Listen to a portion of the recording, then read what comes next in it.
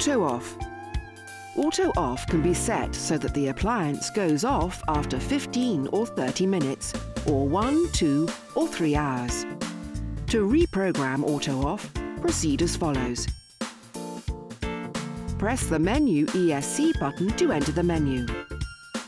Press one of the scrolling arrows until Auto Off is displayed. Press the OK icon. Press one of the scrolling arrows until the required time appears. Press the OK button to confirm.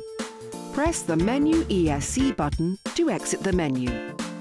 Auto Off is programmed.